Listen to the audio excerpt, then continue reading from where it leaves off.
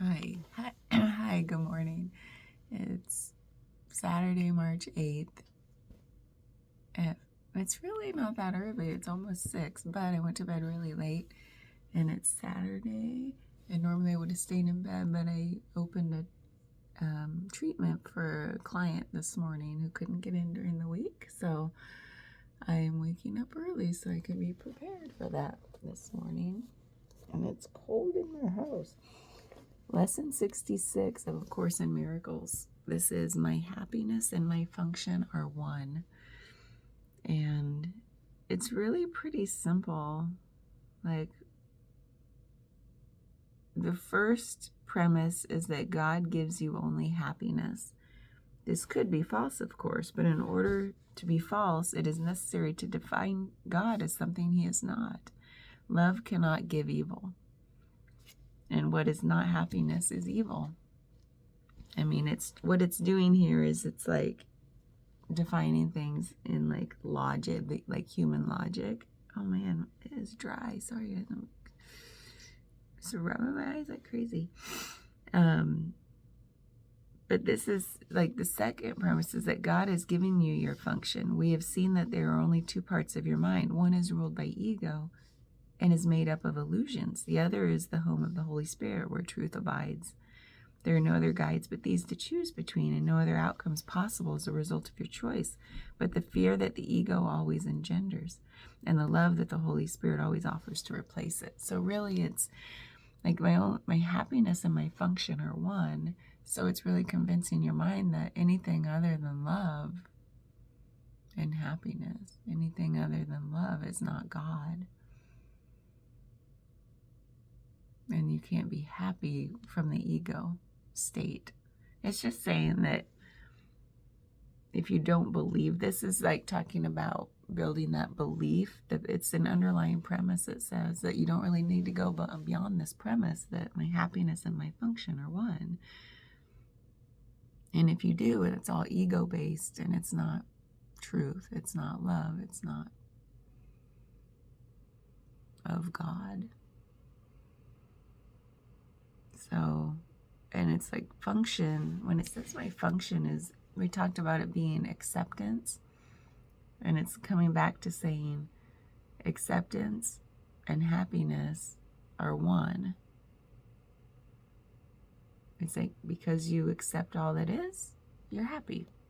If you don't accept all that is, the ego is the one not accepting it, and the ego is keeping you from being really, truly happy.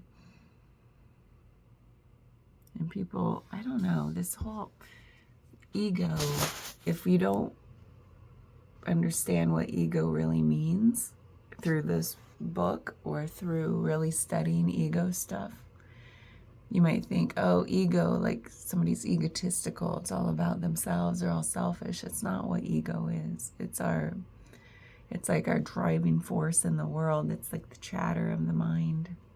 It's constantly judging and comparing, not accepting. Really, that's what it boils down to, is there's complete acceptance of what is, acceptance of yourself, acceptance of other people, just accepting. And then ego is judging, comparing.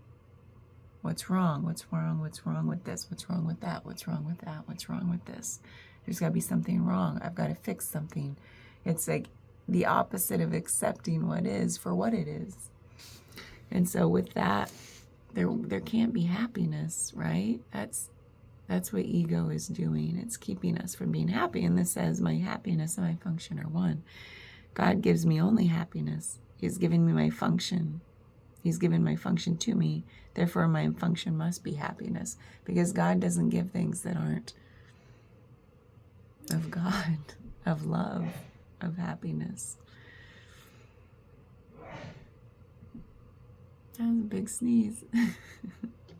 So this one to me, even though this was one of the longest ones to read, it was one of the simplest ones to practice in theory, because it didn't even talk about recognizing your angsty thoughts or anything. It was like, no, we don't even have to do that. It's just truly saying this to yourself so you believe it. Happiness is my function. Acceptance is my pathway to happiness. My happiness and function are one because God has given me both. That's what it ends with. So anyway, I don't have anything other than that. This is, it feels like the culmination of the last several lessons about acceptance or forgiveness. And that's our function, and that's our happiness. As the ego keeps us out of that. And the ego, anytime you feel like you're looking through the eyes of there's a problem, there's a problem, there's a problem, that's a clue, I think, for me to be like, whoa, wait a second. This thing's running rampant. Settle down, ego. Okay, that's it. Have a wonderful weekend.